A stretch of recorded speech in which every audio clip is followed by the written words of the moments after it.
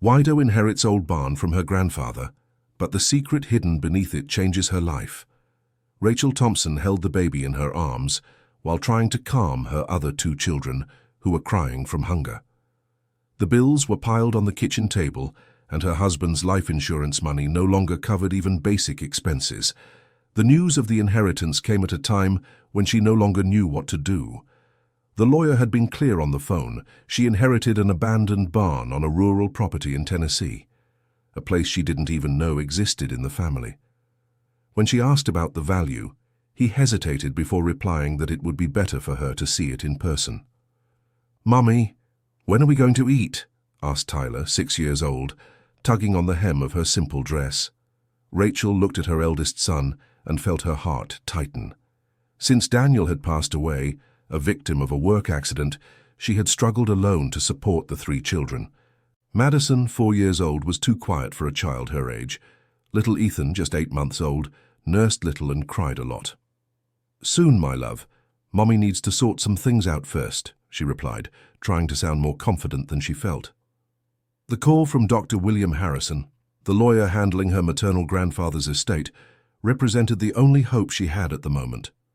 George Thompson, her grandfather, had passed when she was still little, and she always thought he hadn't left anything but memories. 2 days later, Rachel was driving her old van down the dirt road leading to the inherited property. The children were sleeping in the back seat, tired from the 4-hour trip from Nashville.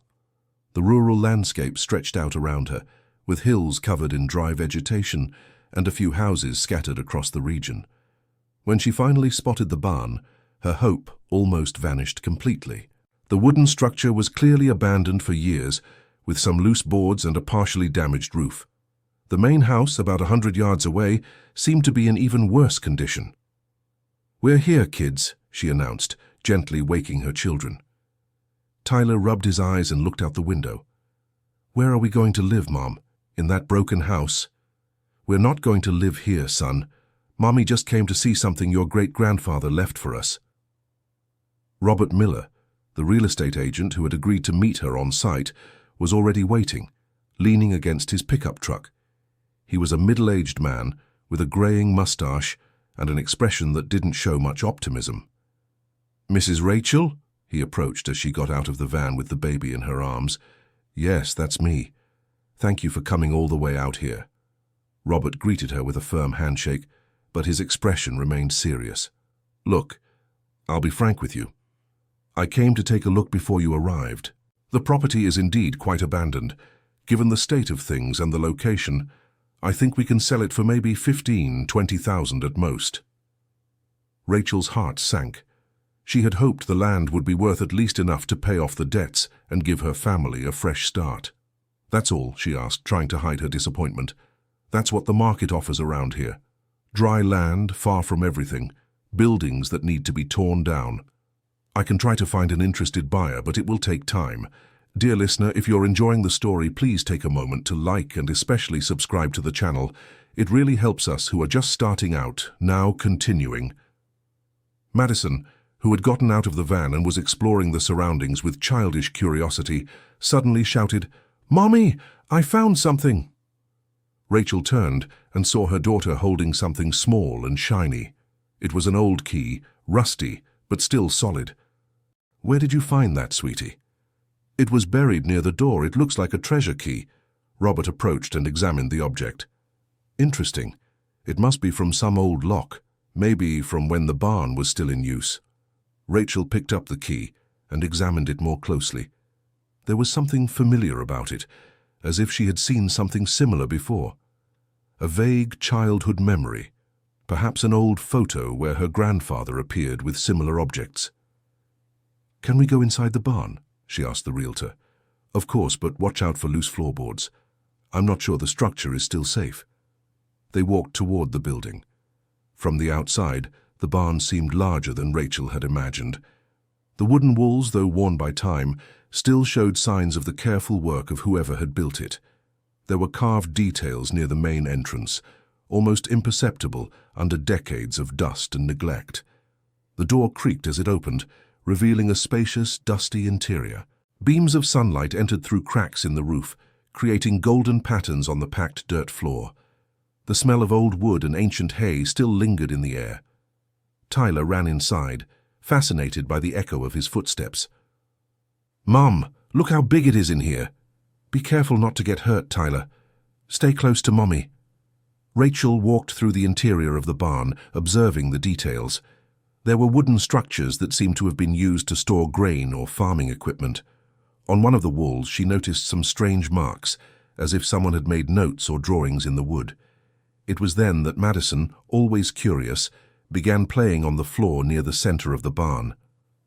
"Mommy, it makes a different sound when I step here," said the girl, jumping on a specific area. Rachel approached and stepped on the same spot. There really was something different about the sound.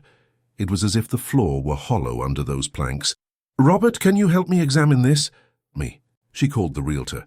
He approached and also tested the floor with his foot. "Strange indeed. It seems like there's something underneath. Could just be a support structure, but—" Rachel crouched down and ran her hand over the floorboards. On one of them, she noticed something she hadn't seen before.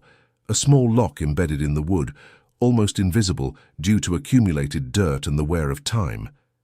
Her heart raced. The key Madison had found. "Robert, look at this," she said, pointing to the lock. The realtor crouched beside her and cleaned the area with his hands, removing the accumulated dust. "This lock looks very old, and it's in good condition, considering the time." Rachel held the key with trembling hands. What if it was just a coincidence? What if the key didn't fit? But something inside her said there was a connection. She inserted the key into the lock. It went in perfectly. A soft click indicated the mechanism still worked. Carefully, she turned the key and felt the lock open. "Incredible," murmured Robert. "After so many years, it still works." With the realtor's help, Rachel lifted the section of the floor. Underneath, a compartment dug into the earth was revealed, lined with stones and wood to protect the contents from moisture. Inside the hiding place was a wooden box in good condition. Rachel's heart was beating so hard she feared the children could hear it. "Mom, what is that?" asked Tyler, who had approached curiously. "I don't know yet, son. Let's find out together." Rachel carefully removed the box from the compartment. It was heavier than she expected, and had inscriptions on the lid that she couldn't decipher immediately. Robert helped her place the box in a cleaner area of the barn. "I think it's better to open this outside, with more light," he suggested. They left the barn carrying the mysterious box. Madison danced excitedly around them, while Tyler maintained a serious expression, as if witnessing something very important. Ethan slept peacefully in his mother's arms. Outside, under the afternoon sunlight, Rachel could examine the box more carefully. The inscriptions on the lid were numbers and letters hand-carved, with a careful handwriting that seemed familiar to her. "J. Thompson, 1985, she read aloud. "It's my grandfather's signature." With careful hands, she opened the lid of the box. What she saw inside left her speechless.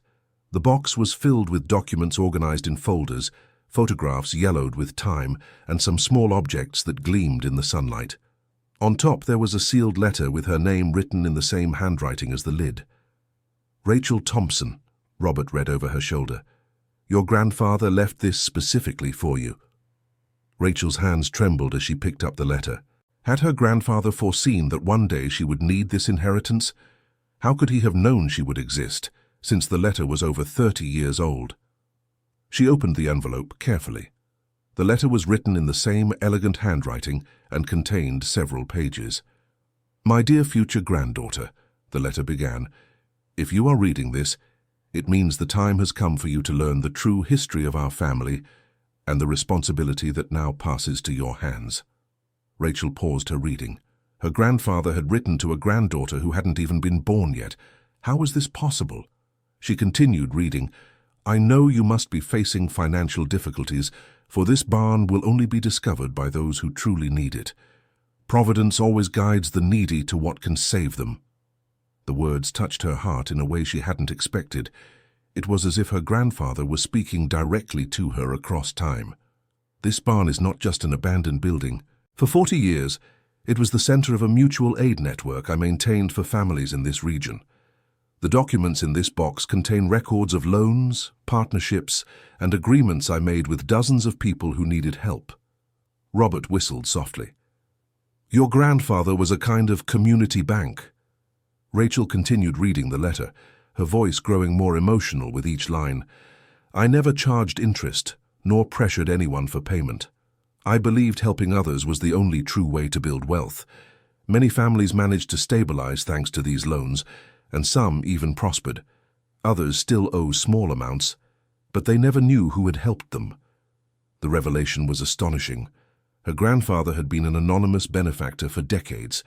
The responsibility is now yours, my granddaughter. You can choose to collect the outstanding debts and use the money to solve your own problems. Or you can continue the tradition of helping, finding new ways to strengthen this community. The choice is entirely yours, and I will respect whatever your decision. Rachel finished reading the main letter and noticed there were other pages attached. One of them contained a detailed list of names, addresses, and loaned amounts. The numbers, when added up, represented a significant sum. My God, she murmured, quickly calculating. This is much more than I imagined. How much? Asked Robert, trying not to seem indiscreet. If all these debts are paid with adjustment for time, it could be over $100,000. The broker's eyes widened in surprise. That would completely change your situation, Mrs. Rachel. But she continued examining the documents. There were photographs of the barn in operation, with dozens of people gathered inside. Men, women, and children smiled for the camera, some holding musical instruments, others with plates of food. One specific photo caught her attention. It showed her grandfather as a young man, arm in arm with a woman she recognized as her grandmother, in front of the barn. Next to them was a girl of about 8 years old. This girl, she began to say, studying the photo more closely. Does she look like you as a child? Suggested Robert. No, I was never here, but there's something familiar. She turned the photo over and found a note on the back. George, Teresa, and our daughter Mary, Community Festival 1962. Mary was her mother. This meant her family had lived there when her mother was a child. Why had she never known about this part of the family history? Madison, who was playing nearby, brought over a small doll she had found on the ground. Mommy, look what a beautiful doll. Can I keep it? Rachel examined the toy. It was old, handmade, but well preserved. There was something written on one of the doll's legs, almost imperceptible. For my little Mary, she read aloud. Her heart almost stopped. That doll had belonged to her mother as a child. Her mother had played in that very same place decades ago. Mommy, why are you crying? Asked Tyler, worried. Rachel hadn't even noticed that tears were streaming down her face. They're tears of joy, my love. Mommy is discovering very important things about our family. She returned to the documents, now with a different motivation. It was no longer just about money. It was about connecting with her roots and understanding why her family had left that place. A separate folder contained correspondence between her grandfather and various people from the region. The letters revealed touching stories of families who had been helped in times of extreme need. A letter from 1978 said, Mr. George, thanks to you, I was able to buy the seeds for this year's planting. My family did not go hungry, and my children were able to continue studying. May God always bless you. Another from 1983. Mr. George, the small workshop is running well. I've already managed to provide jobs for 3 young men from the community. Whenever you wish, you can stop by here to see how everything has grown. The stories repeated, letter after letter. Her grandfather had been a true pillar of the local community. Robert was flipping through a folder with partnership contracts. Mrs. Rachel, look at this. Your grandfather didn't just lend money. He formed business partnerships, taught planting techniques, helped organize cooperatives. It was as if he were a community leader, she completed, impressed. Exactly. And look at these more recent photos. Robert showed a set of photographs taken in the 1990s. The barn appeared as a center for community gatherings, with people of all ages participating in various activities. Your grandfather organized courses, festivals, religious meetings. This place was the heart of this region. Rachel looked around, trying to imagine the barn full of life and activity. It was hard to reconcile the current image of abandonment and decay with the vitality that shone through in the photographs. A specific folder caught her attention. It was labeled Current Situation 1995 and contained more organized and recent documents. Inside, she found an updated list of debtors, with notes on each family's situation. Some debts had been forgiven for special reasons. Others had deadlines extended due to specific hardships. But what impressed her most was discovering that her grandfather kept detailed records about every person he had helped. He tracked the family's progress, celebrated their successes, and offered additional support when necessary. He really cared about every single person, she said, more to herself than to Robert. It seems so. And look at this here. Robert pointed to a section of the folder that contained more recent photographs and clippings from the local newspaper. The photos showed businesses, schools, and community projects that had emerged in the region. A handwritten note attached to one of the clippings said, John Anderson's Workshop, started with a $500 loan in 1979. Today it employs 15 people and is a regional reference in farm equipment mechanics. Another note, Mrs. Rose's Community School, started with $200 for materials in 1981, has educated over 300 children from the region. My grandfather was documenting the long-term impact of his help, Rachel realized, and it seems the impact was significant. This region has prospered greatly in recent decades. Rachel continued examining the documents and found a final folder marked, For My Successor. Inside were detailed instructions on how to continue the work, including contacts for trusted people in the region and suggestions for new projects. The last page contained a map of the property with various markings. Besides the barn, there were indications of other smaller structures and areas that could be developed. Robert, do you know these structures? She asked, showing the map. He studied the drawing carefully. I recognize some. That marking there should be the old caretaker's house, and this one here looks like a smaller shed further ahead, but there are some markings I don't know what they are. We can take a look later. First, I need to process all this. Rachel looked at her children, who were playing quietly near the barn. Tyler had found a stick and was drawing in the dirt, while Madison continued with the old doll. Ethan slept peacefully in her arms. The decision she faced was more complex than she had imagined. It wasn't just about inheriting money, but inheriting a responsibility. Her grandfather had built something much larger than a simple loan business. Robert, do you know any of the families on this list? She asked, showing the names of the debtors. I know some, yes. The Wilson family still lives nearby. The Davis family has a small store in the nearest town. Why do you ask? I'm thinking of visiting them. I want to better understand the current situation before making any decision.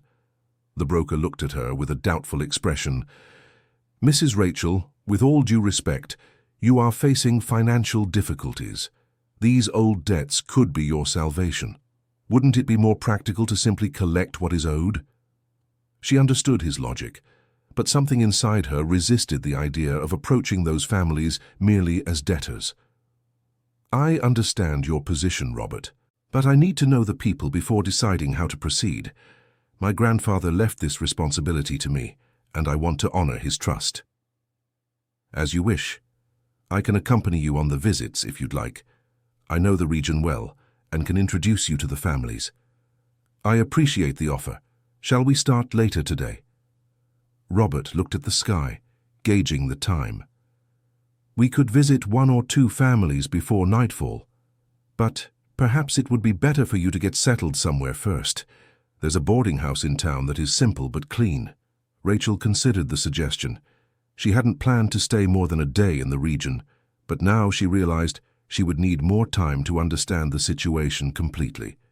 All right, let's first arrange our lodging, then we'll start the visits. They carefully put all the documents back in the box and carried it to the van. Rachel locked the barn again but kept the key with her. That place was no longer just an inherited property. It was becoming a bridge to her family's past. The trip to the boarding house was quiet. The children were tired and fell asleep quickly. Rachel took advantage of the silence to reflect on everything she had discovered. Her perception of her grandfather had completely changed. She had always imagined him as a simple man, perhaps a small farmer. Discovering that he had been a respected community leader and a generous benefactor moved her deeply. But it also frightened her. How could she, a young and inexperienced woman, live up to the legacy he left behind? Dear listener, if you're enjoying the story, please take a moment to like and especially subscribe to the channel. It really helps us who are just starting out. Now continuing, Mrs. Martha's boarding house was exactly as Robert had described. Simple but welcoming. The owner, a lady with white hair and a gentle smile, received Rachel and the children with genuine hospitality. "Welcome, dear. It's been a while since we've had a family with children here," said Mrs. Martha, helping with the luggage. "Thank you for your kindness. We'll be staying a few days. I came to settle an inheritance." "Oh, that's wonderful." It's always a joy when families reconnect with their roots. This region has many interesting stories. Rachel settled the children in the room and went downstairs for dinner. The boarding house had a family-like atmosphere, with a large table where all the guests ate together. Besides her and her children, there were only two other guests, a sales representative and a retiree visiting relatives in the area. During dinner, Mrs. Martha showed curiosity about the inheritance. "Which family are you descended from, dear?" "I'm the granddaughter of George Thompson. I inherited his property with the old barn." The woman's reaction was immediate and emotional. "Mr. George? Oh my, what a wonderful man. He helped so many people around here. My own husband received help from him when we started this boarding house." Rachel leaned forward, interested. "Can you tell me about that?" "Of course. This was over 20 years ago. My William had lost his job at the factory, and we had 4 young children to raise. Your grandfather lent us money to renovate this house and turn it into a boarding house. He never charged interest or pressured us for repayment." "And were you able to pay it back?" "Yes, we did, little by little, over many years. But the most important thing was that Mr. George taught us how to run the business. He came here every week, talked with us, gave advice." Mrs. Martha paused, her eyes glistening with tears of gratitude. "Without him, I don't know what would have become of our family. And we weren't the only ones. Half the businesses in this region exist thanks to his help." He mentioned this in the letters he left, but it's different hearing it from someone who lived through it. "Your grandfather was truly special. He had a gift for seeing the potential in people and situations. I've never met anyone so generous and wise at the same time." The conversation continued throughout dinner. Mrs. Martha shared several stories about George Thompson, painting an increasingly impressive portrait of the man she had inherited as a grandfather. "He organized meetings in the barn every week," the lady recounted. "It wasn't just about money. People would gather to discuss community problems, plan joint projects, celebrate achievements." "What happened to those meetings?" "They continued for a few years after he passed, but gradually they dwindled. People moved away, other interests came up. It's a shame. The community was never as united again." Rachel absorbed every word, understanding more and more the scale of the responsibility she had inherited. It wasn't just about managing old loans, but potentially revitalizing a valuable community tradition. After dinner, she put the children to bed and returned to the common room to continue talking with Mrs. Martha. The lady brought out some old photographs she kept from the time of the community meetings. "Look here," she said, showing a photo of the barn filled with people. "This was taken at a summer festival organized by your grandfather in 1987. Rachel studied the image, imagining what it would have been like to participate in that celebration. There were children running among the adults, tables full of homemade food, musical instruments being played. It looked wonderful. It really was. Your grandfather had a talent for making people feel important and valued. Every family contributed something, and no one felt inferior or left out. Mrs. Martha, can I ask a more personal question? Do you still owe anything to my grandfather's family?" The woman was surprised by the question. "Well, technically, yes. We never managed to pay the full amount, but your grandfather always told us not to worry about it. He said what mattered was seeing our family grow and prosper." "How much is still left?" "About $3,000, maybe a little more if you count the adjustment for time." "Why do you ask?" Rachel hesitated. It was too early to make definitive decisions, but the conversation with Mrs. Martha was helping her better understand her grandfather's philosophy. "I'm trying to figure out how to proceed with the outstanding matters he left." "Oh, I see. Dear, can I give you some advice? Your grandfather didn't care so much about the money. He cared about people. If you can honor that, I think you'll be doing the right thing." The woman's words echoed in Rachel's mind all night. She slept little, alternating between anxiety about her financial situation and curiosity about the families she would visit the next day. The next morning, Robert arrived early to pick her up. The plan was to visit 3 families during the day, starting with the one closest to the boarding house. "How was your night?" he asked, as they settled the children into the van. "Enlightening. Mrs. Martha told me many things about my grandfather. It seems he was even more special than I imagined." "That's what everyone says around here. Mr. George was highly respected." The first family on the list lived in a simple house on the outskirts of town. The Wilsons had 5 children and ran a small bicycle and motorcycle repair shop. "This is the family that started with an $800 loan in 1985, explained Robert as they parked. "According to the records, they paid most of it, but they still owe about $2,000. Rachel took a deep breath before getting out of the van. She wasn't sure exactly how to approach the subject with the family. James Wilson, the patriarch, was working on a motorcycle engine when they approached. He was a man of about 50, with calloused hands and a focused expression on his work.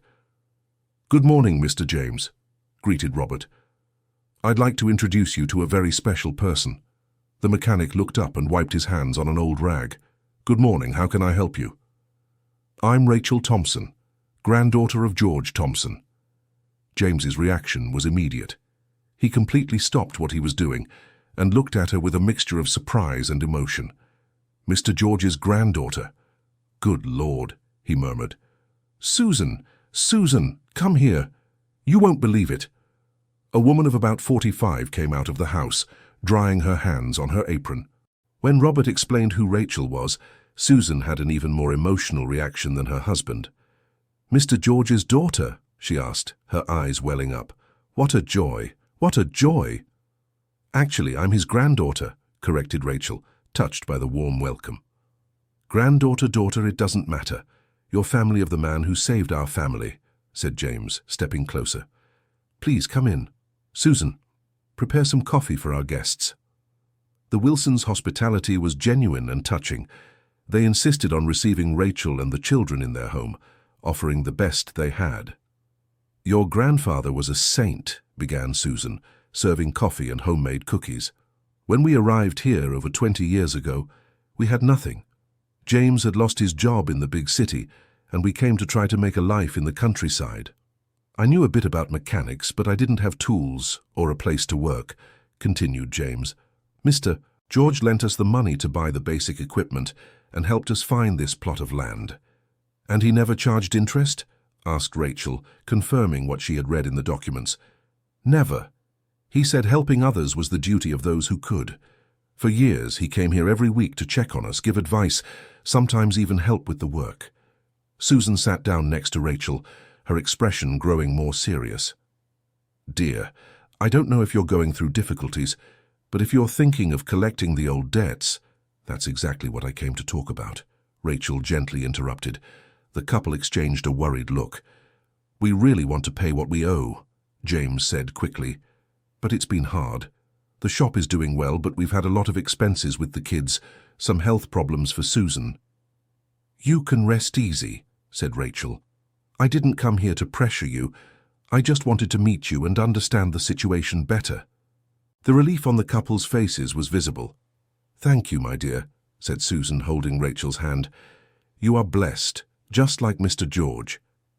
During the visit, Rachel could observe how the shop operated. There was a steady flow of customers, and James demonstrated real competence in his work. One of the sons, about 16 years old, helped his father and showed an aptitude for the trade. "The shop is growing," she observed. "It is. In fact, we're thinking of expanding, maybe hiring another employee. But we still don't have the capital for that," explained James.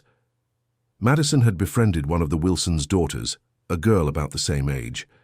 The two were playing in the backyard while the adults talked.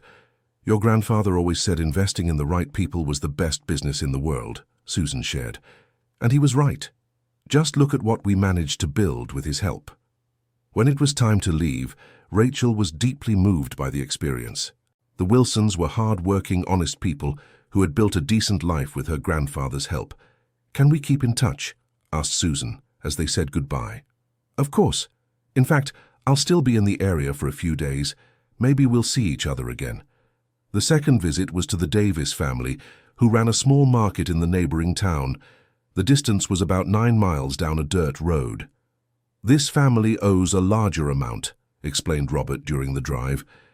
"According to the records, it was $5,000 lent in 1989. They paid back about half." "And do we know how their business is doing now?" "The market runs well, from what I've been told.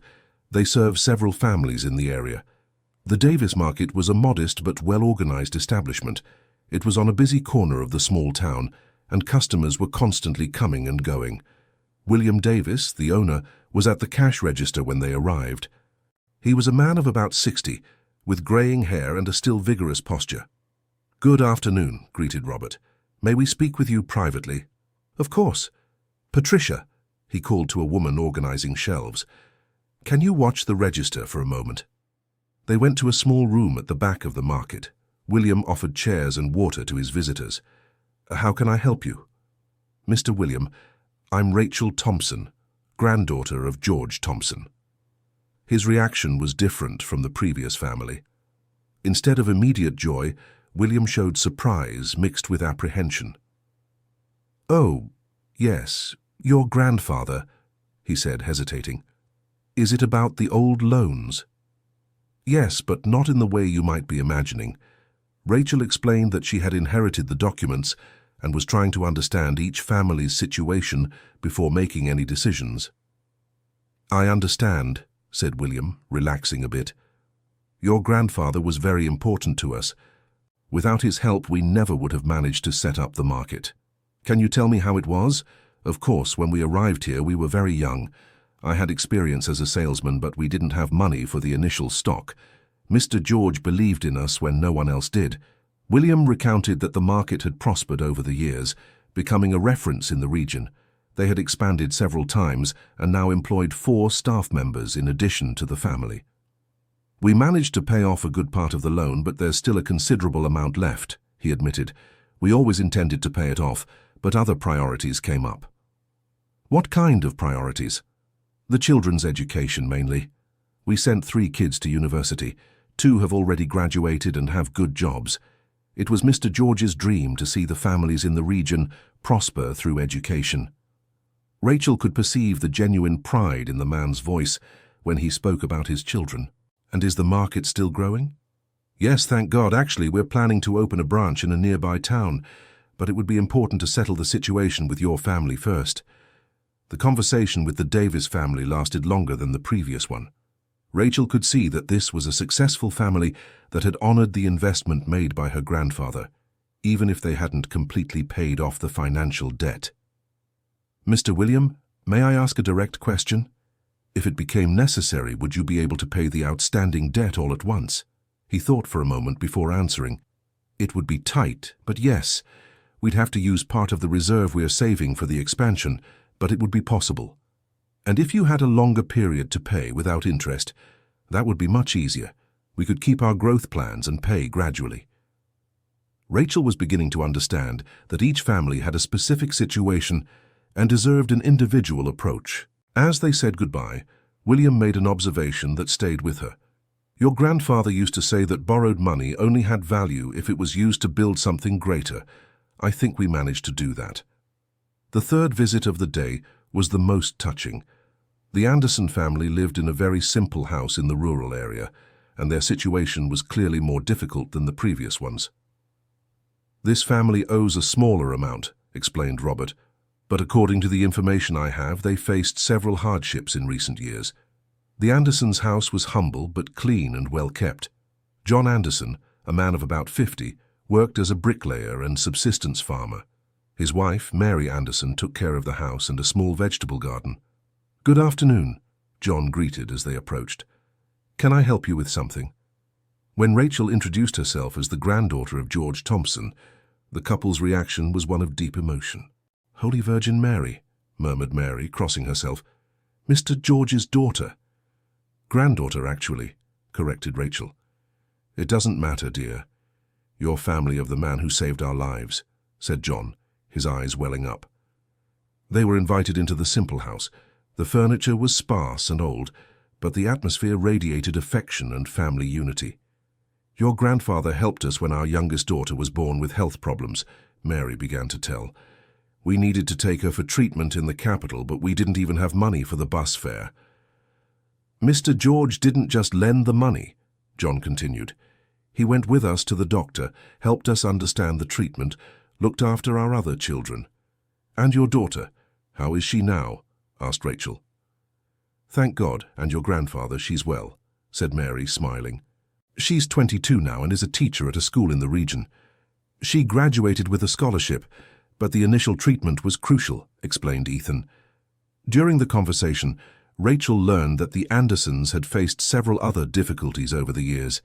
Ethan had suffered a work accident that limited his physical capacity, and the family had gone through periods of real need. "How much do you still owe?" asked Rachel gently. The couple exchanged an embarrassed look. "According to our calculations, about $1,500, said Ethan. "It's little compared to what your grandfather did for us, but it's been hard to save that amount." "We really want to pay," added Mary. "We can't sleep well knowing we owe the family that helped us so much." Rachel observed the simple house, the family's mended but well-kept clothes, and realized those people were too proud to ask for any kind of clemency. "Do you have other children besides the teacher?" "We have 3 children," said Mary with pride. "The youngest is the teacher, the middle one works at a company in town, and the oldest is taking a technical course." "They all studied thanks to Mr. George's example," added Ethan. "He always said education was the only path to a better life." When it was time to leave, Rachel was deeply moved. The Anderson family represented exactly the type of people her grandfather had dedicated his life to helping. Hard-working, honest and determined, but facing difficult circumstances. On the way back to the boarding house, Rachel reflected on the 3 visits. Each family had a unique story, but all shared genuine gratitude for George Thompson and pride in what they had managed to build with his help. "What did you think of the visits?" asked Robert. "I'm impressed. My grandfather really made a difference in these people's lives." "And about the debts? Have you thought about how you'll proceed?" Rachel sighed. The decision was becoming more complex with each conversation. "Not yet. I need to visit more families and better understand the overall situation." "Can I make a suggestion?" "Of course. Perhaps you could establish different payment plans for each family, considering their current conditions. That way you recover the money gradually without harming anyone." It was a sensible suggestion, but Rachel felt she still didn't have enough information to make definitive decisions. That night at the boarding house, she organized all the documents on a table in her room. There were still dozens of families to visit, and each one probably had its own story. Mrs. Martha brought tea and cookies for her and offered to look after the children while Rachel worked on the papers. "How were the visits?" asked the lady.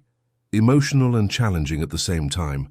I'm beginning to understand why my grandfather was so respected. And are you managing to decide what to do?" Rachel shook her head. "Each family is a different case. Some would be able to pay, others are facing difficulties. I don't know if it's fair to treat them all the same." "Your grandfather faced the same dilemmas," said Mrs. Martha. "I remember him talking to my husband about it. He said each situation needed to be analyzed with the heart, not just with reason." "How so?" "He believed money was just a tool. The important thing was to understand what each family needed to keep growing and contributing to the community." The lady's words made Rachel reflect on her own situation. She also needed financial help, but perhaps there were ways to solve her problems that went beyond simply collecting old debts. 3 more days passed visiting families. Each conversation revealed different aspects of her grandfather's work and the needs of the local community. The Mitchell family had a small bakery that had been operating since 1980 thanks to an initial loan from George Thompson. They had paid off the debt years ago, and now employed 6 people from the area. The Roberts family ran a dairy cooperative that had grown considerably. They still owed a portion of the original loan, but were investing in expanding the business. The widow, Teresa Harris, raised goats and produced artisanal cheeses. She had paid off part of the loan, but was facing difficulties after losing her husband. Each story confirmed the pattern Rachel had noticed in her first visits. Her grandfather had invested in hard-working people who used the help to build solid businesses and contribute to the local economy. Dear listener, if you're enjoying the story, please take a moment to like and especially subscribe to the channel. It helps us a lot as we're just starting out, now continuing. On the 5th day, something happened that completely changed Rachel's perspective on her situation. She was visiting the Clark family, who ran a small rural school, when she met Richard Wilson, a middle-aged businessman who had arrived in the region the day before. "Mrs. Rachel?" He introduced himself when he saw her leaving the school. "May I speak with you?"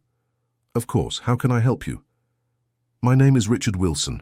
I represent a group of investors interested in developing this region.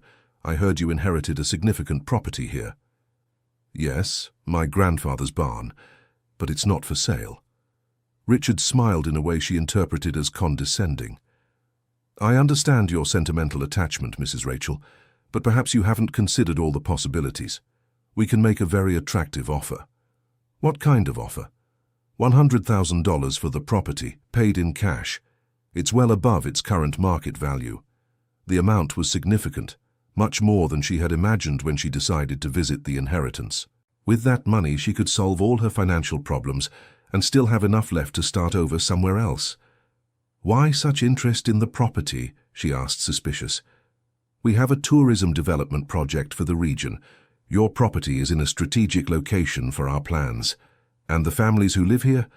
Well, some relocations will be necessary, but we will offer fair compensation and new job opportunities in the ventures we will build."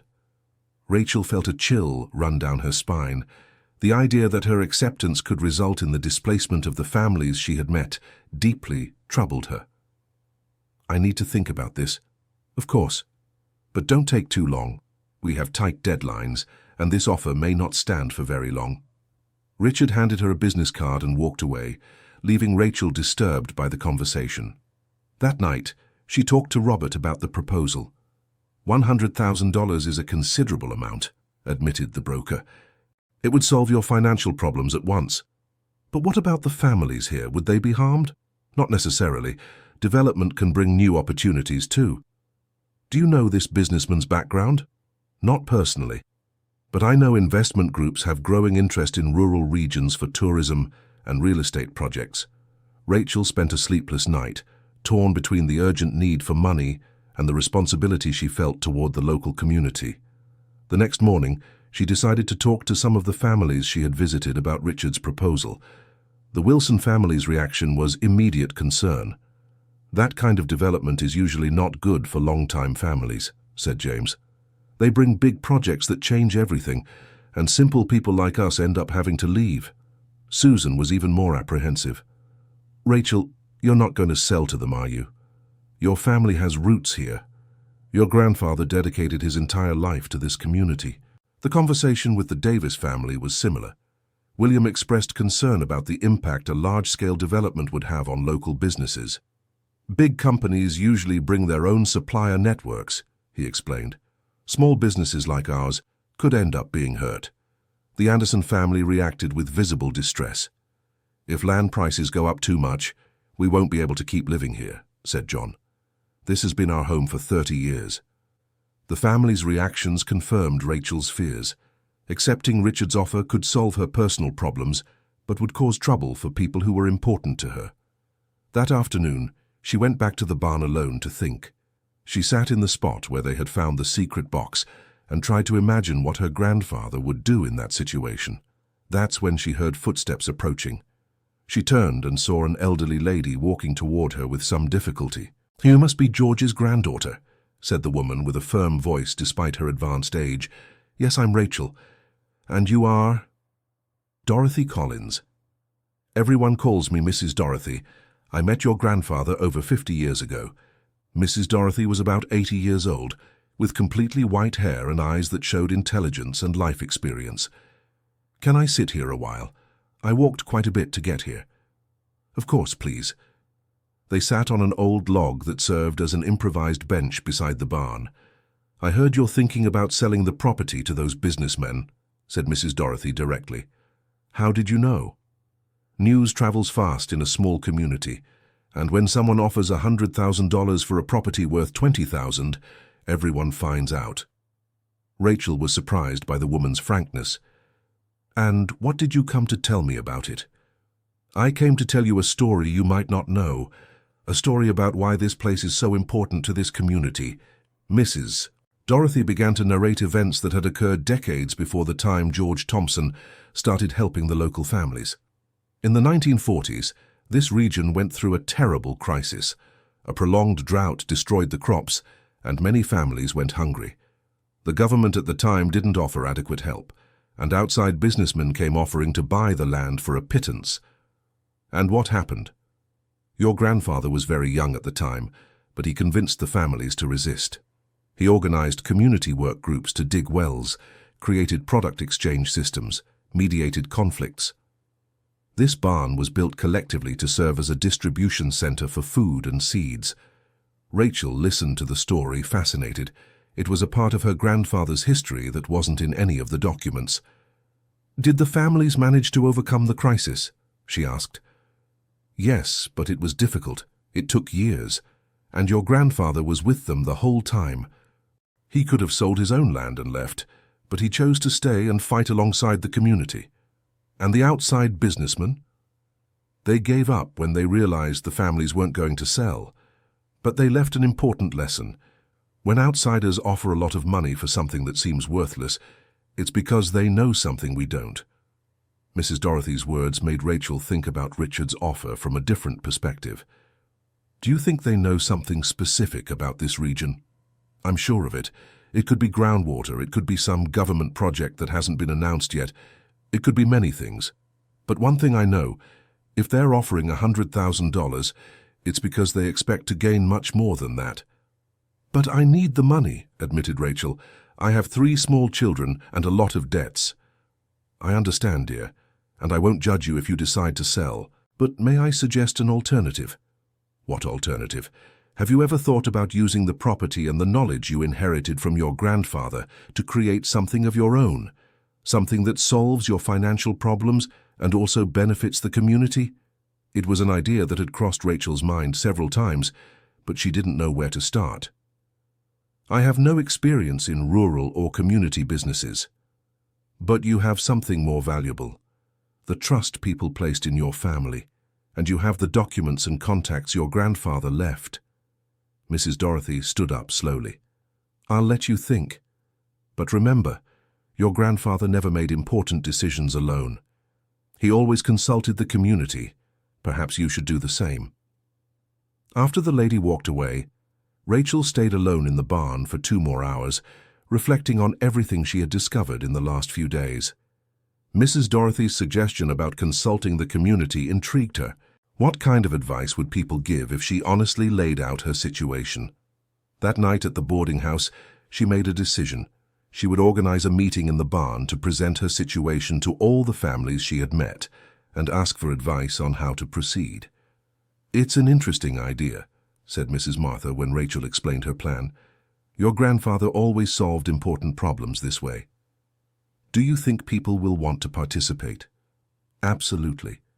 Everyone is curious about what will happen to the property and worried about the rumors about the investors." Robert helped organize the meeting, contacting all the families Rachel had visited. The date was set for the following Sunday, late in the afternoon. "I hope this is the right decision," said Rachel, nervous about the approaching event.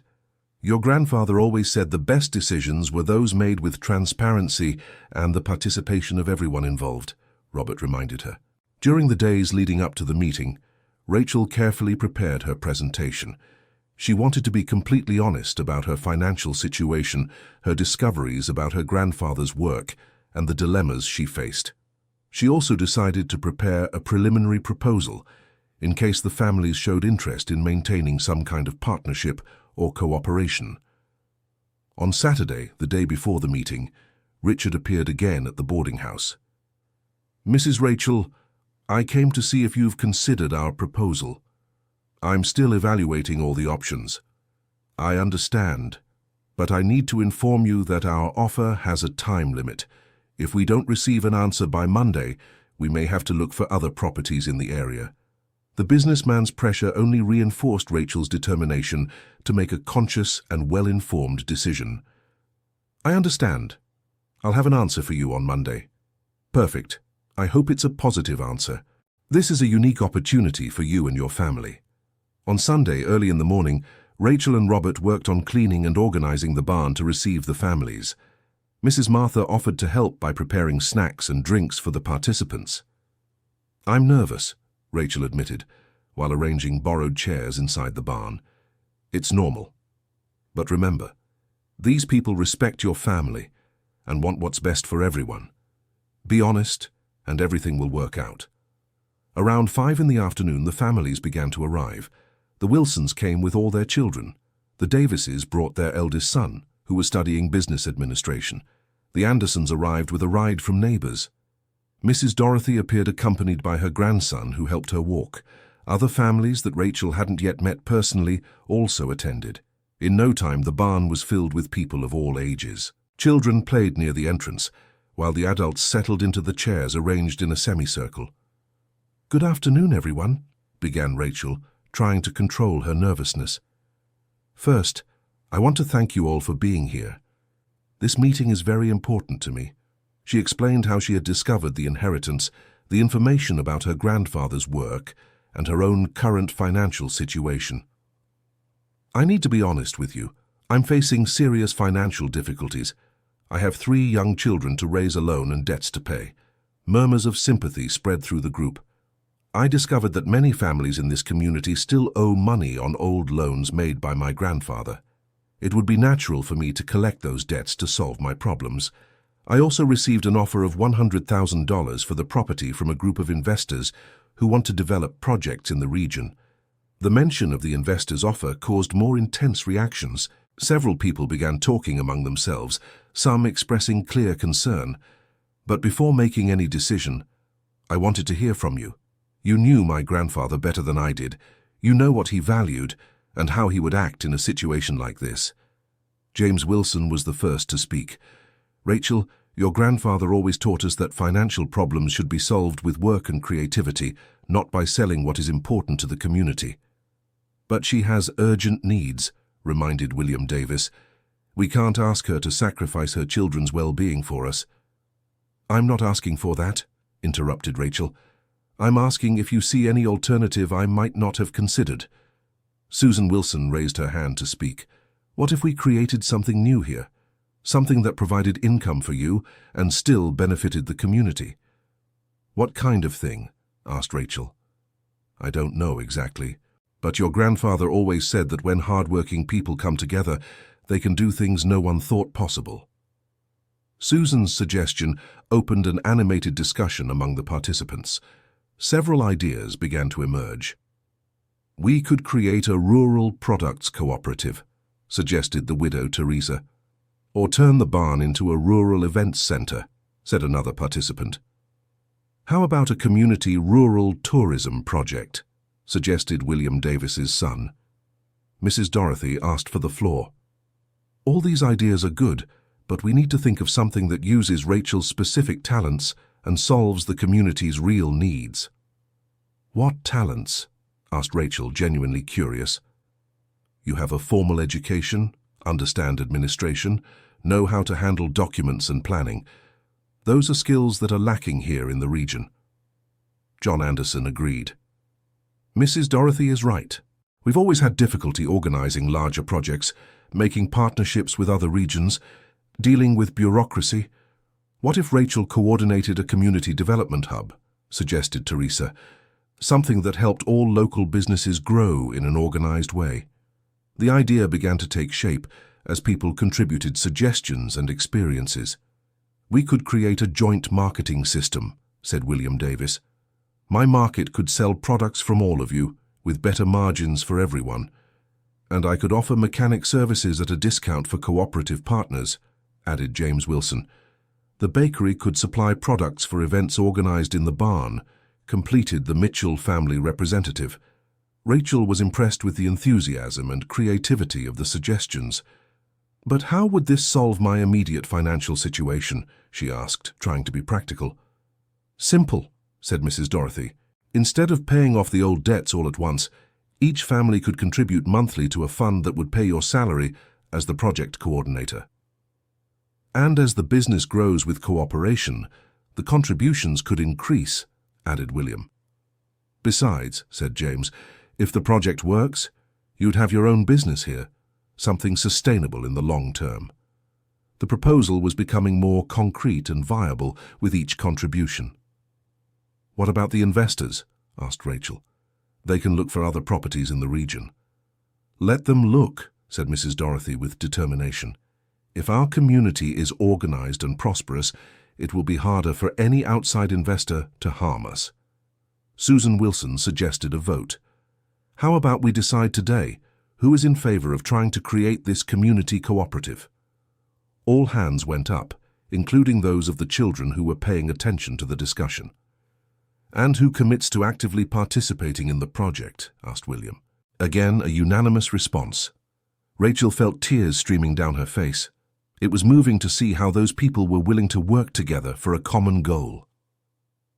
Then it's decided, she said, her voice choked. We'll try. The meeting continued for another 2 hours, with the families discussing practical details on how to implement the project. Working groups were formed for different areas: marketing, production, events, administration. Rachel would be the general coordinator, with a modest but sufficient salary for her basic needs.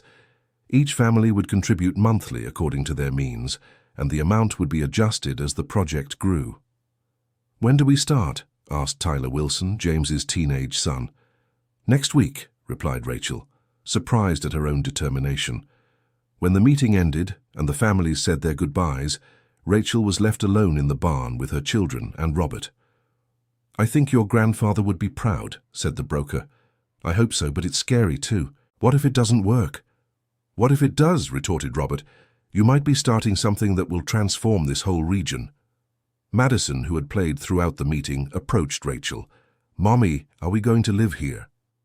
Rachel looked around the barn, imagining it renovated and full of activity. Maybe, honey, what do you think? I like it here. The kids are cool and everyone is kind to us. Tyler agreed. It's better than in the city, Mum.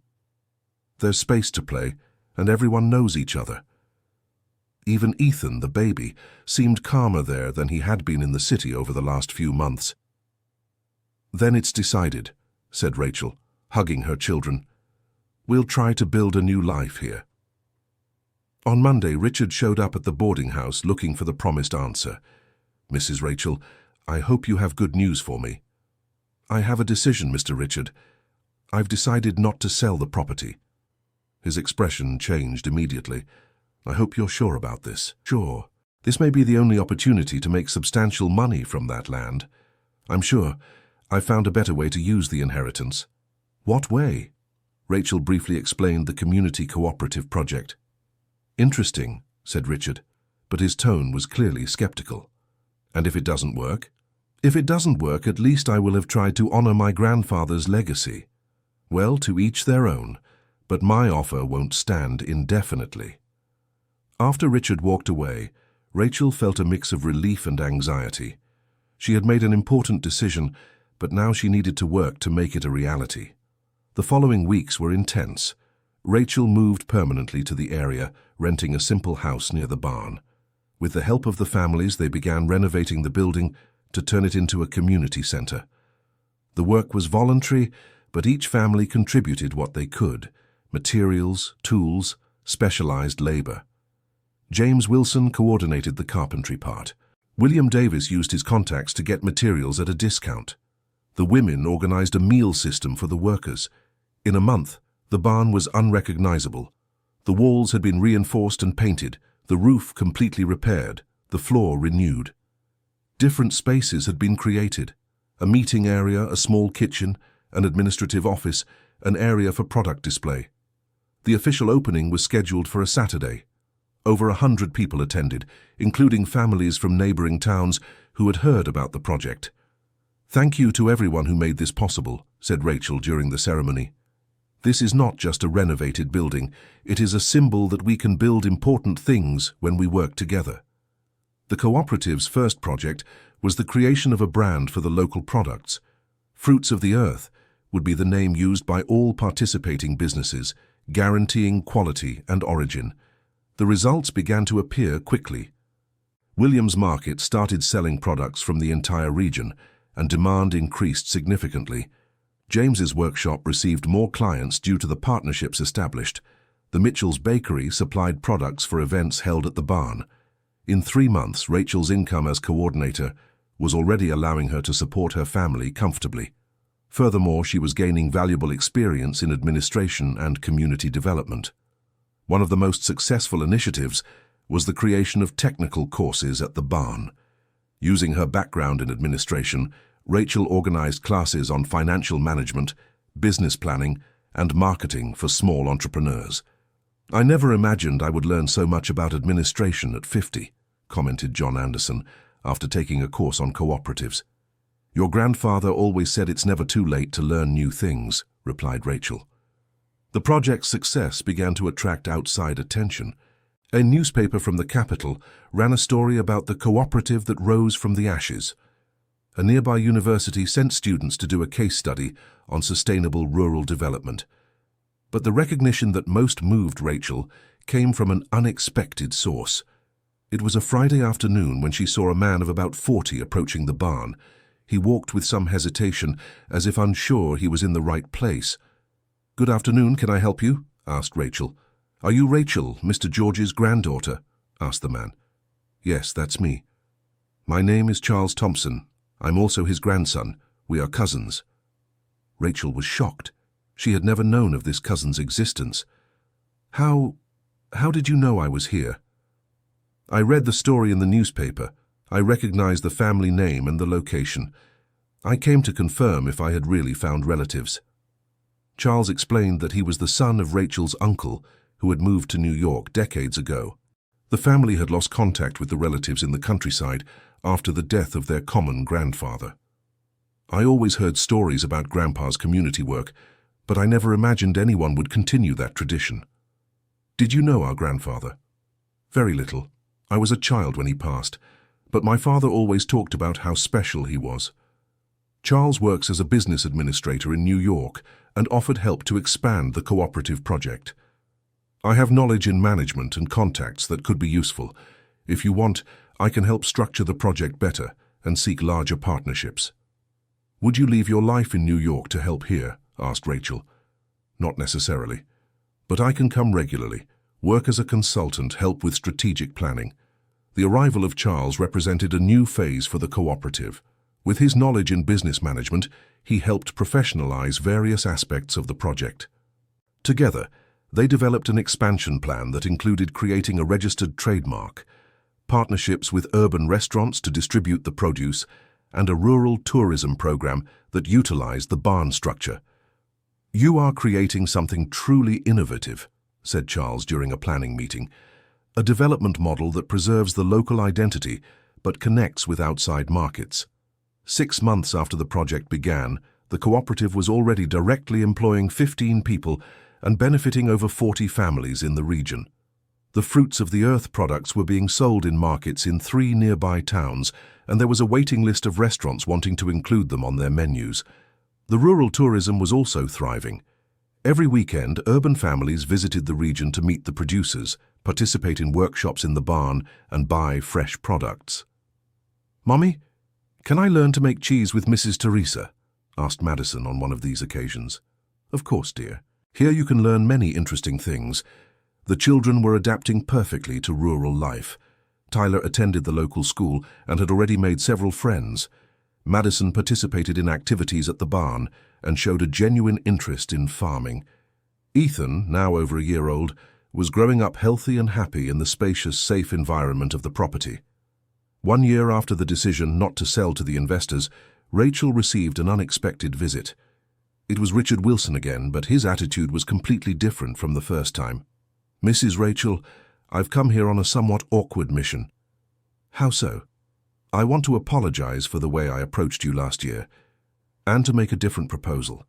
Richard explained that he had followed the cooperative's development through the press and his company's reports.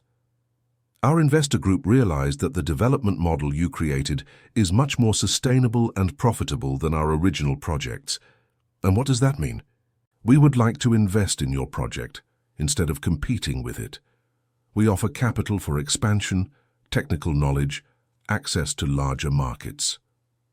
"In exchange for what?"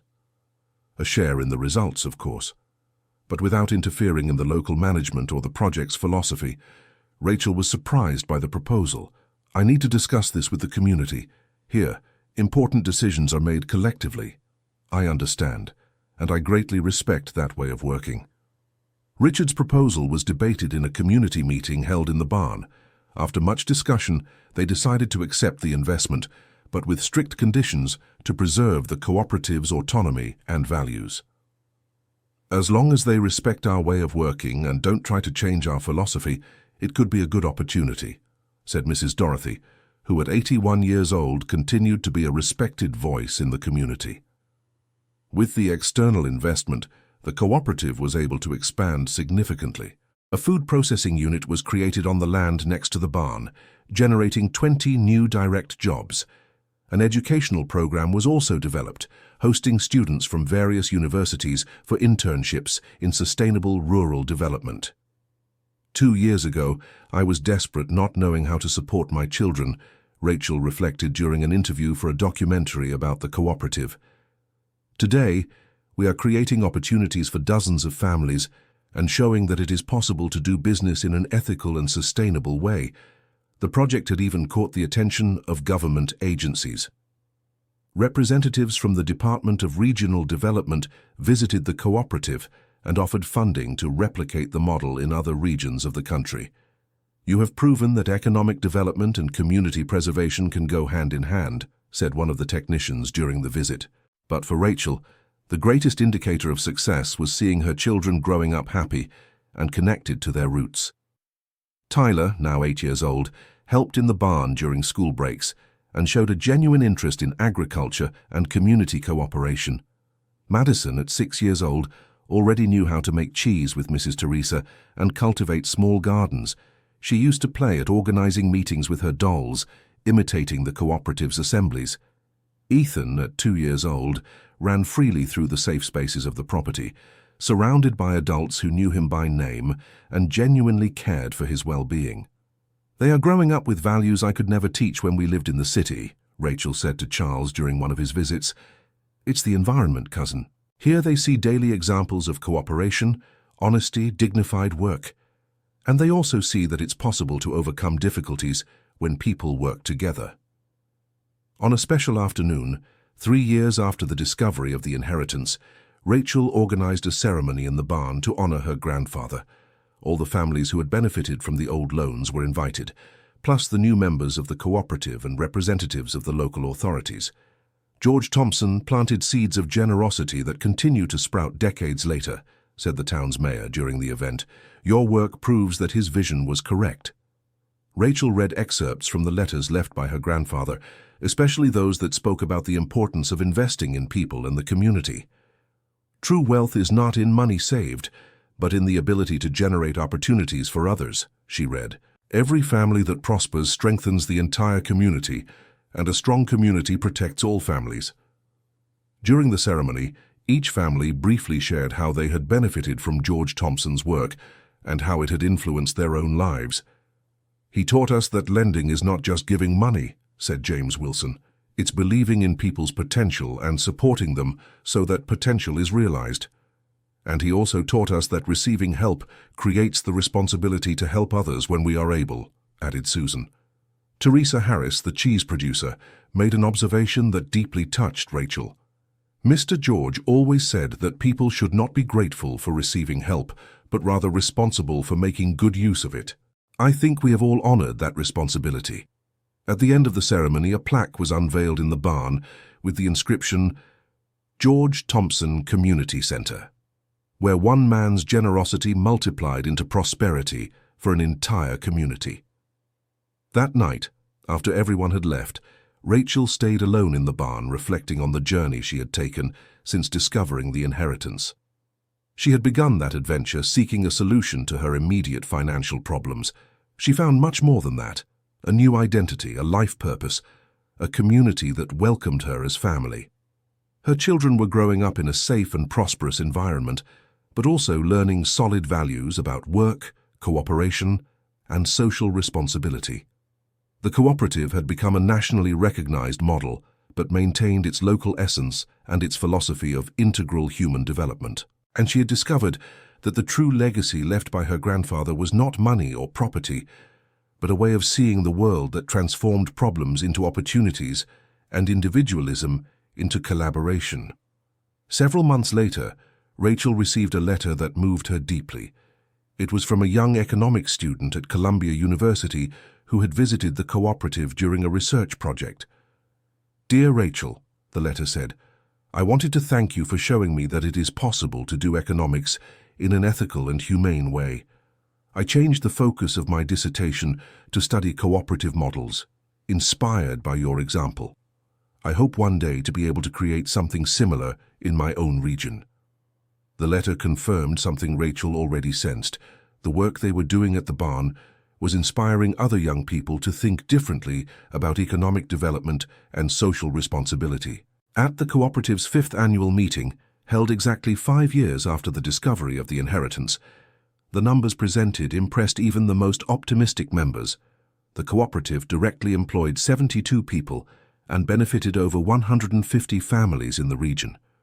The annual revenue had surpassed $2 million, while maintaining the equitable distribution of results that had always been a hallmark of the project. More important than the financial numbers, however, were the social indicators. The region had experienced a significant reduction in migration to urban centers, an increase in the education level of children and youth, improvements in health indicators, and a strengthening of local cultural identity. 5 years ago, many families in this region were thinking of moving to the city in search of better opportunities, said Mrs. Dorothy, now 86 but still active in the community. Today we have young people from the city wanting to move here. It was true. The cooperative had attracted qualified professionals seeking quality of life and the opportunity to do work with social purpose. Charles had decided to move permanently to the region the previous year, bringing his wife and 2 children with him. He now coordinated the cooperative's expansion and partnerships area. "New York gave me professional experience, but here I found the meaning of work," he said during the meeting. Rachel had remarried 2 years earlier. Her husband Edward was an agronomist who had learned about the cooperative through a technical consulting project. He was captivated not only by the project, but also by the determined woman who led it. "When I met Rachel, I saw in her the same passion for transforming realities that I always wanted to have in my work," Edward shared during the meeting. Marrying her was also marrying this community and these ideals. Edward brought technical knowledge that allowed the cooperative to further diversify production and improve product quality. Under his guidance, organic farming techniques were implemented that increased productivity and added value to the products. Rachel's children had adopted Edward as their father, and he raised them as his own. Tyler, now 10 years old, was already showing an interest in agronomy. Madison, 8 years old, revealed a talent for organization and leadership. Ethan, at 4 years old, was the joy of the community, known for his outgoing and affectionate personality. "Sometimes I think about what would have happened if I had sold the barn to the investors," Rachel reflected during a pause in the meeting. "You would probably be somewhere else, maybe with some problems solved, but without having discovered your full potential," replied Mrs. Dorothy. "And without having allowed so many other families to discover their own potentials," added Teresa. During the meeting, an important decision was made. The cooperative would create a fund to support young rural entrepreneurs, replicating on a larger scale what George Thompson had done decades ago. "Each generation must pass the baton to the next," said Rachel. "Our grandfather started this tradition, we expanded it, and now it's up to us to prepare the young people to carry it on." The fund would be managed by a board with representatives from all the families of the cooperative, ensuring decisions were made collectively and the original values were preserved. 3 local young people were the first beneficiaries: a veterinary student who wanted to set up a rural clinic, a young man interested in organic beekeeping, and a young woman planning to start an artisanal preserves factory. "It's moving to see that we can already help others achieve their dreams," said Tyler Wilson, who at 18 had become the youth representative on the cooperative's board. On the cooperative's 6th anniversary, its most ambitious project to date was inaugurated: a rural technical school offering vocational courses in cooperativism, sustainable agriculture, small business management, and community development. The school would operate in the expanded barn facilities and would welcome students not only from the region, but from across the state and even from other states. "We are formalizing something that was already happening naturally," explained Rachel during the inauguration. "This barn has always been a place of learning. Now we'll be able to systematize that knowledge and share it with more people." The state governor attended the opening ceremony, officially recognizing the cooperative as a model of sustainable rural development. "What you've built here isn't just a successful business," he said in his speech. "It's a demonstration that the United States can develop its economy in a fair, sustainable, and inclusive way." The presence of important officials at the inauguration especially moved the older members of the community, who remembered a time when the region was forgotten by politicians. "Mr. George would be proud to see important politicians coming here to learn from us," commented Mrs. Dorothy, who, despite her advanced age, hadn't lost her sense of humor. During its first year of operation, the technical school received over 200 students from 16 U.S. states. Many returned to their home regions, inspired to create similar projects. "We're helping to spread the philosophy of community development across the entire country," said Charles, who had taken on the administrative coordination of the school. One of the school's most innovative projects was the creation of a rural cooperative incubator. Students worked during their courses on developing cooperative projects to implement in their home communities, with technical and financial support from the original cooperative. "In 5 years, we want to have supported the creation of at least 50 cooperatives in different regions of the United States," explained Edward, who coordinated the technical side of the program. Results began to appear quickly. In the second year, 17 former students had created cooperatives in their regions, benefiting over 300 rural families. An informal network of cooperatives supported by the school began to form, creating opportunities for exchanging experiences and joint product marketing. "We are creating a national movement of cooperative rural development," observed a researcher from Georgetown University who was studying the phenomenon. For Rachel, seeing young people from all over the country visiting the barn where it all began and leaving inspired to transform their own realities was the ultimate fulfillment of a dream she never even knew she had. "When I found that key buried in the ground, I never imagined it would open doors for so many people," she reflected during an interview for a documentary about rural cooperativism. The children, now teenagers, had grown up in the environment of intellectual and social ferment that the school brought to the region. Tyler, at 14, was already participating in research projects on sustainable agriculture. Madison, at 12, led a youth group that organized cultural activities for visiting students. Ethan, at 8, was famous among the students for his ability to make instant friends and for knowing every corner of the property like no one else. "The children are growing up as true citizens of the world, but with deep roots in their own community," observed an educator who visited the school. On the cooperative's 7th anniversary, Rachel received a tribute that moved her more than any official recognition. The cooperative families organized a surprise to thank her for her leadership. "Rachel, when you arrived here, you needed our help," said James Wilson, now representing the founding members. "Today, we are the ones who cannot imagine our community without you." The tribute included a video with testimonials from all the benefited families, school students, business partners, and authorities who had come to know the project. "You have honored your grandfather's memory and even gone beyond what he dreamed," said Mrs. Dorothy in the video. "George Thompson helped one community. You are helping the entire country." But the most emotional moment of the tribute was when Tyler, Madison, and Ethan climbed onto the makeshift stage in the barn. "Mom, we want to thank you for choosing to stay here with us instead of selling everything and leaving," said Tyler, speaking for his siblings. "Growing up here taught us that life has more meaning when we help other people achieve their dreams," Madison added, "and we learned that family isn't just those who share the same blood, but those who work together for the same ideals." Ethan, despite his young age, managed to move everyone. "Mum, when I grow up, I want to continue the work of my great-grandfather, your work, and the work of everyone here." That night, after the party ended and everyone had left, Rachel was alone in the barn once more. But now it was not to reflect on difficult decisions, but to celebrate a cycle that had been completed. The barn had transformed into a nationally recognized symbol of sustainable development and community cooperation. The technical school received delegations from other countries interested in learning about the American model of rural development. More importantly, a new generation was growing up with solid values of cooperation, sustainability, and social responsibility. On the 8th anniversary, the cooperative received the National Sustainable Development Award, presented personally by the President.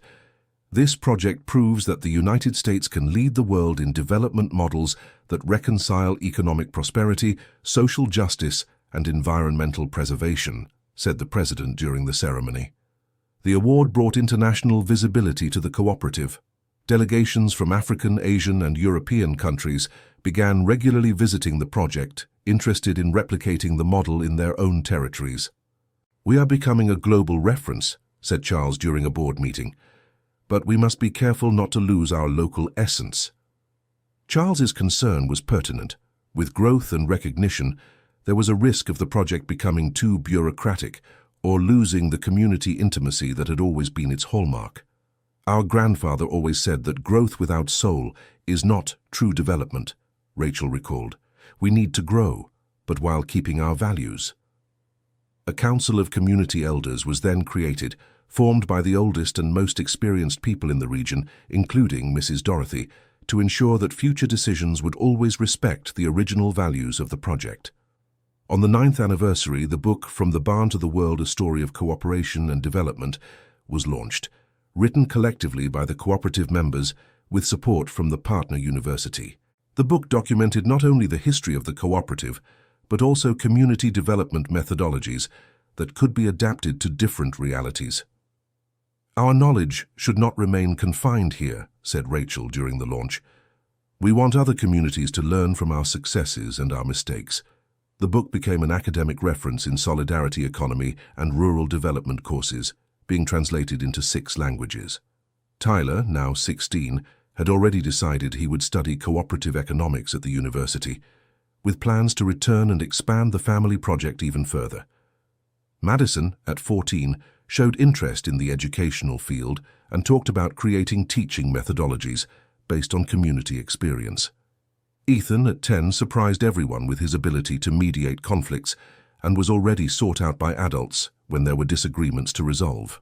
"The children are naturally preparing to be the next generation of leaders," observed Edward, proud of his stepchildren.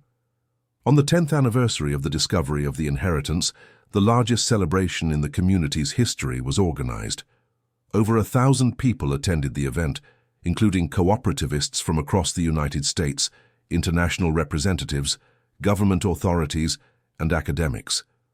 The barn, now expanded several times but retaining its original characteristics, served as the center of the celebrations. 10 years ago, I was a desperate widow who didn't know how to feed her children," said Rachel in her keynote speech. "Today, I see a prosperous community that feeds the dreams of people from all over the world."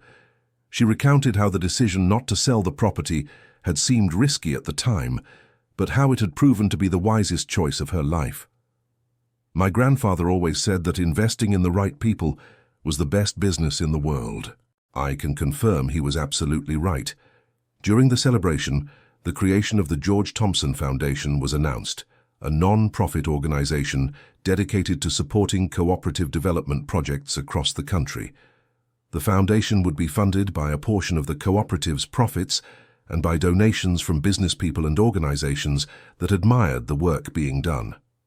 "We want to democratize access to the development methodologies we created here," explained Charles, who had been chosen to chair the foundation. Mrs. Dorothy, now 91, was honored as the guardian of the community's memory. Despite her advanced age, she still actively participated in important decisions. "I have lived long enough to see 3 generations working for the same ideals," she said, moved. George Thompson planted a seed that grew into a forest. At the end of the celebration, Rachel gave a final speech that summarized the extraordinary journey that had begun with a key buried in the ground.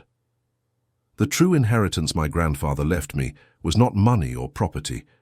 It was the understanding that our individual happiness is only complete when we contribute to collective happiness. He taught me that financial problems are solved with work and creativity, but human problems are only solved with generosity and cooperation. Over these 10 years, I've learned that leading is not about making decisions alone, but about facilitating processes so the best decisions are made collectively. I've discovered that educating is not just about transmitting knowledge, but about creating environments where people can discover and develop their own potential. And I've understood that prospering does not mean accumulating individual wealth, but building systems that allow everyone to prosper together." She paused, looking at her children in the front row, then at the hundreds of people filling the barn. "If I could go back in time and relive that moment when I found the secret key, I would make exactly the same choices, because I discovered that true wealth is not in what we keep, but in what we share." The applause that followed lasted several minutes. People of all ages from different regions and countries, united by the belief that it is possible to build a more just and cooperative world. When silence returned, Ethan, now 10 years old, asked to speak. "I want to thank my mom for not selling our inheritance, and I want to promise that when I grow up, I will keep taking care of it for the next children who need it." The boy's simple words moved everyone more than any elaborate speech, because they summed up the essence of everything that had been built, one generation's commitment to the next. That night, long after the guests had left and the children had fallen asleep, Rachel and Edward walked through the quiet barn, remembering the extraordinary journey that had brought them there. "Do you have any regrets?" asked Edward. "None. Not even from the hardest moments. Every difficulty taught us something important and brought us here." "And what makes you proudest in this whole story?" Rachel thought for a moment before answering. "I'm proud to see that we managed to prove it's possible to do business ethically, develop a region economically without destroying its identity, and educate children to be conscious and compassionate citizens. But what makes me proudest is knowing this story doesn't end with us. The seeds are planted for it to keep growing for generations to come."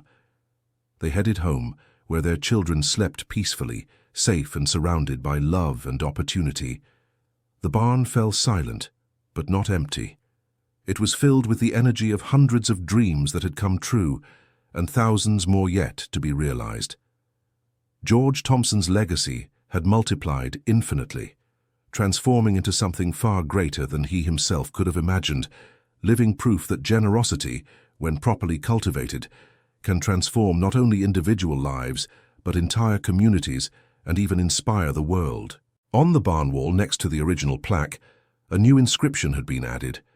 "Here began a dream that has no end, because it is renewed with each generation that chooses to cooperate instead of compete, to share instead of accumulate, and to sow instead of only reap." End of story. This story showed how a legacy of generosity can multiply through generations, creating opportunities and transforming lives. Now tell me, what did you think of Rachel's journey? Which part moved you the most? Do you believe it's possible to create cooperative communities like this in real life? Leave your honest comment about the story and tell us where you're following us from. If the story touched your heart, don't forget to leave your like and subscribe to the channel, so you don't miss other inspiring stories like this one. Your participation is very important to us.